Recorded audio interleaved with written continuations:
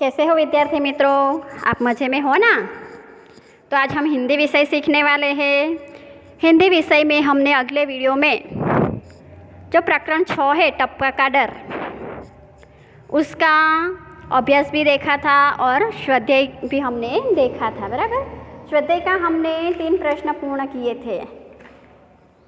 कितने? 3 प्रश्न हमने पूर्ण किए थे। ये टपका का डर जो है, यानी कि कहानी जो है टपका का डर, इस कहानी को हम वापस थोड़ा याद कर लेते हैं। तो कहानी में क्या था कि बरसात के दिन थे, चारों ओर पानी ही पानी हो रहा था और जो जंगल में बुढ़िया रहती थी उसका घर भी भीग रहा था। घर भीग गया और उसके घर में से, बुढ़िया के घर में से पानी भी टपकने लगा। इसलिए बुढ़िया परेशान हो जाती है और लेकिन वो कर भी क्या कर सकती थी? छप्पर को कौन छाए, छप्पर को कौन बनाए। फिर थोड़ी देर के बाद तो ओले भी गिरने लग जाते हैं और ओले भी बेर बराबर बड़े बड़े थे और एक उधर ओलों की मार से परेशान हो उठा बाघ जो है वो कूदता फादता हुआ बुढ़िया के घर के पास आ पहुंचता है। और बुढ़िया तब अपनी झोपड़ी के अंदर खाना पका रही थी, चावल पका रही थी, लेकिन जो टपका है वो टपका चूल्हे पर भी, पानी का जो टपका है वो चूल्हे पर टपक रहा था, टप टप। और इसके कारण बुढ़िया है बहुत गुस्से में हो जाती है और क्या कहती है, मुझे टपका से इतना डर लगता है जितना तो मुझे बाघ से भी नहीं लगता है, ऐसा कहती है। फिर ये सब जो बात है वो बाघ सुन लेता है और वो सोचता है ये बुढ़िया तो मुझसे नहीं डरती लेकिन ये टपके से डरती है, टपका जरूर कोई मुझसे भी बड़ा जानवर होगा। यह सोचकर बाघ क्या करता है, बहुत घबरा जाता है और सिर पर पैर रखकर भाग जाता है। फिर हमने उसके शब्दार्थ और अभ्यास और स्वाध्याय देखा था। बराबर, स्वाध्याय में हमने प्रश्न 3 पूर्ण किए थे।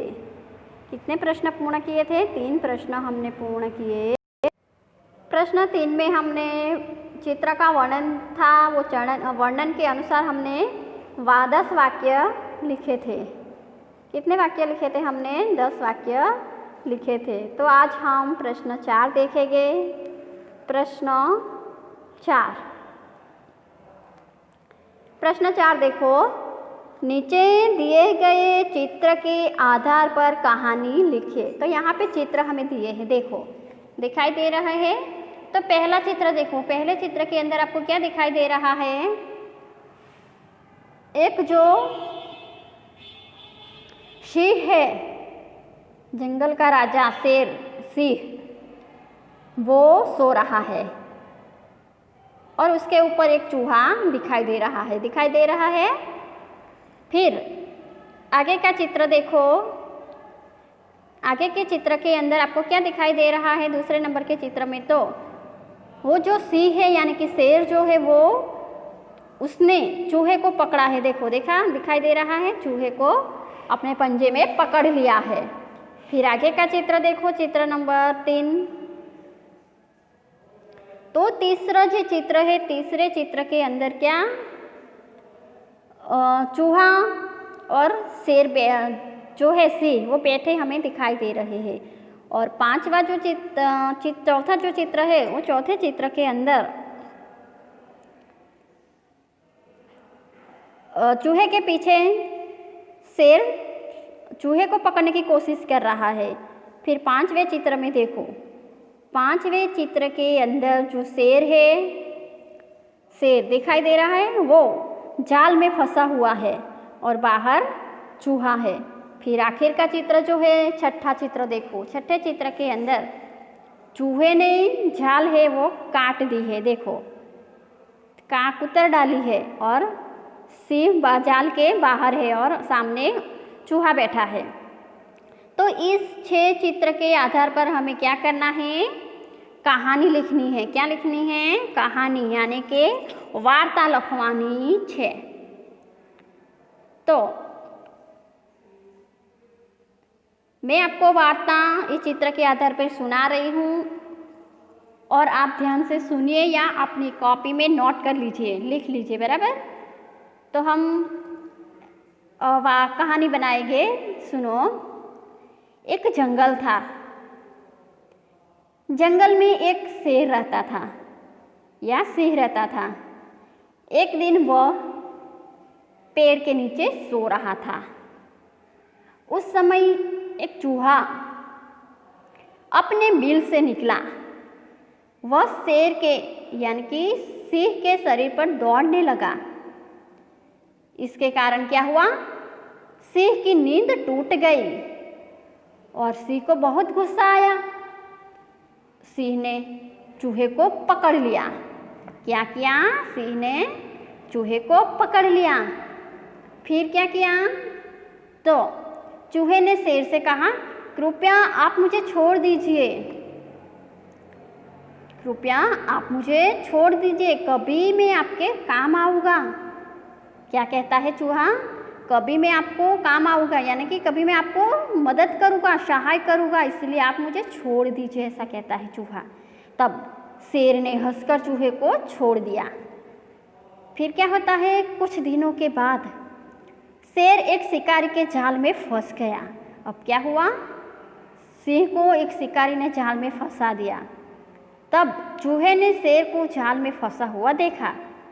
चूहे ने देख लिया सिंह को कि वो जाल में फंसा हुआ है, तो उसने जाल को कुतर डाला, जाल को काट दिया। फिर सिंह जाल से मुक्त हो गया। सिंह जाल से मुक्त हो गया। फिर सिंह ने क्या किया? तो सिंह ने चूहे का आभार माना। इसीलिए हमें भी कभी भी छोटे प्राणी को छोटा नहीं समझना चाहिए, वो भी हमारी बहुत मदद कर सकते हैं, बराबर। किसी को भी बड़ा या छोटा हमें नहीं समझना चाहिए। कभी छोटे प्राणी भी हमारी मदद कर सकते हैं, जैसे कि इस कहानी में हमें छोटा सा चूहा वो सिंह को बचाता है ना। इतना बड़ा सिंह, जंगल का जो राजा है, वो जाल में फंस गया है और उसको छोटा सा चूहा जो है वो बचाता है। इसीलिए हमें भी अपने बड़े होने पर घमंड नहीं करना चाहिए, बराबर। तो इस तरह आप कहानी को लिख सकते हो। वापस एक बार सुन लो ध्यान से। एक जंगल था। एक जंगल था। जंगल में एक सिंह रहता था। एक दिन वह पेड़ के नीचे सो रहा था। उस समय एक चूहा अपने बिल से निकला और वह शेर के शरीर पर दौड़ने लगा। इसके कारण सिंह की नींद टूट गई। उसे बहुत गुस्सा आया और उसने चूहे को पकड़ लिया। तब चूहे ने सिंह को कहा, कृपया आप मुझे छोड़ दीजिए, मैं कभी आपकी सहाय करूँगा। सिंह ने हंसकर चूहे को छोड़ दिया। फिर कुछ दिनों के बाद सिंह एक शिकारी के जाल में फंस गया। तब चूहे ने सिंह को जाल में फंसा हुआ देखा और चूहे ने जाल को कुतर डाला। सिंह जाल से मुक्त हो गया और सिंह ने चूहे का आभार माना। इसीलिए हमें भी कभी छोटे प्राणी भी हमारी बहुत मदद कर सकते हैं। इसीलिए हमें किसी को छोटा या बड़ा नहीं समझना चाहिए, बराबर। फिर आगे देखते हैं। प्रश्न नंबर 5। नीचे दिए गए उदाहरण के अनुसार वाक्य बनाइए। तो प्रश्न 5 जो है उसमें नीचे दिए गए उदाहरण के अनुसार वाक्य बनाइए। यहाँ पे उदाहरण दिया है बिल्ली और बिल्लियाँ। क्या उदाहरण दिया है? बिल्ली और बिल्लियाँ, यानी कि बिल्ली जो है वो एक वचन है, एक ही बिल्ली है। और यहाँ पे जो दूसरा शब्द है बिल्लियाँ, यानी कि वो बहुवचन है, ये जो है वो एक वचन है। इससे हमें क्या पता चलता है कि एक ही बिल्ली है और बिल्लियाँ हैं। तो ये जो बहुवचन है, इससे हमें क्या पता चलेगा कि 2 से ज़्यादा होगी, 2 से ज़्यादा होगी बिल्ली, ये इसीलिए बिल्लियाँ कहेगी। तो इससे हमें वाक्य भी बनाने हैं कि मेरे घर में बिल्ली है, एक वचन का वाक्य बन गया। फिर हमें दूसरे बहुवचन का वाक्य बनाना है, तो मेरे घर में बिल्लियाँ है। यहाँ पे जो शब्द दिए हैं इसका इस्तेमाल करके हमें वाक्य बनाने हैं। तो यहाँ पे ये शब्द दिया है मक्खी, एक वचन है, तो उसका बहुवचन क्या होगा? मक्खियाँ।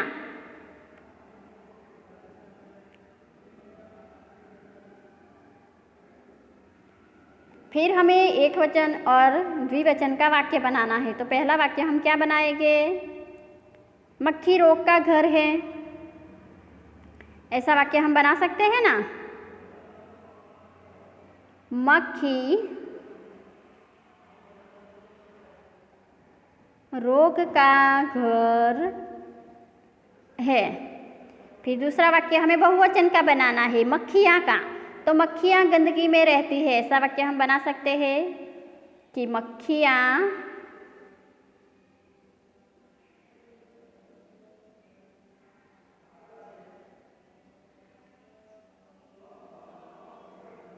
गंदगी में रहती है।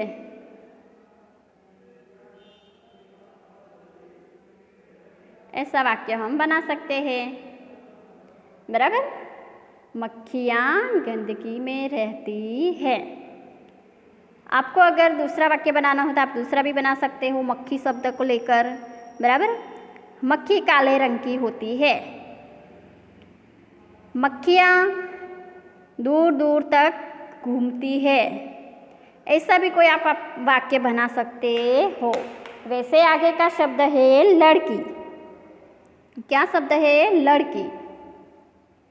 तो लड़की जो शब्द है उसका भी हमें एक वचन दिया है, तो हमें द्विवचन शब्द बनाना है। द्विवचन शब्द क्या बनेगा? लड़कियाँ। लड़कियाँ, यह बहुवचन हो गया, बराबर। फिर हमें वाक्य बनाना है, दो वाक्य बनाना है, एक वचन का और द्विवचन का। तो एक वचन का वाक्य हम कैसे बनाएंगे?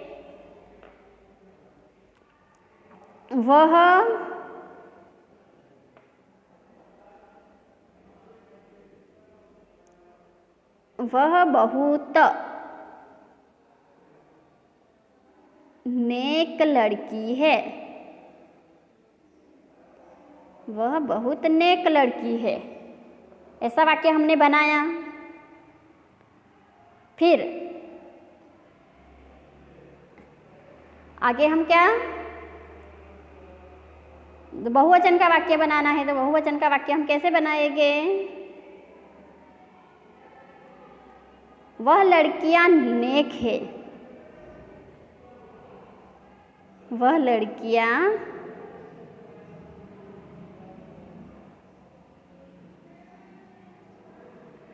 नेक है,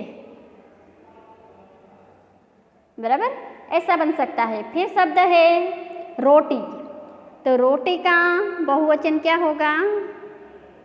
रोटियाँ। रोटियाँ।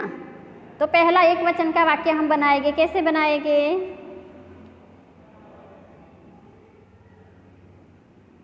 मैंने कुत्ते को एक रोटी खिलाई। एक रोटी खिलाई। एक वचन का वाक्य हो गया। अब हमें बहुवचन का वाक्य बनाना है। तो बहुवचन का वाक्य हम कैसे बनाएंगे? तो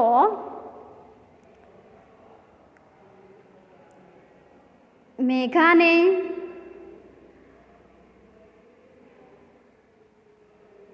गाय को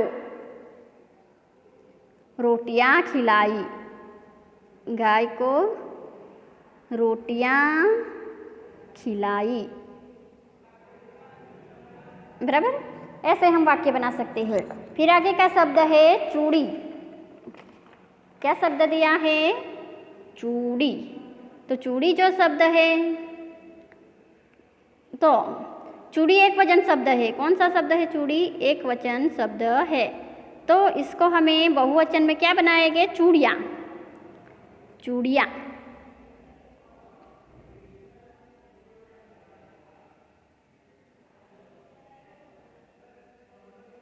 चूड़ियाँ बहुवचन शब्द बन गया। अब हमें एक वचन का वाक्य बनाना है। एक वचन का वाक्य बनाएंगे तो कैसे बनेगा?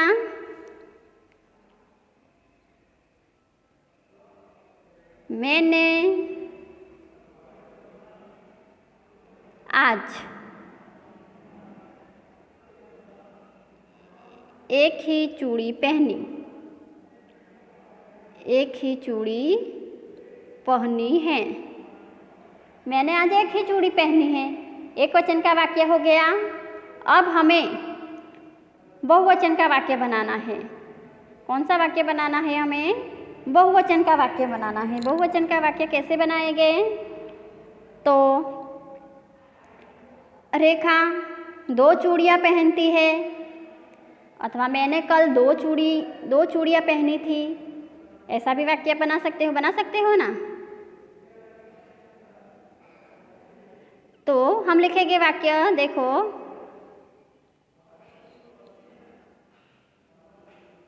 मैंने कल 2 चूड़ियाँ पहनी थी। इस तरह हम वाक्य एक वचन और बहुवचन का वाक्य बना सकते हैं। बराबर?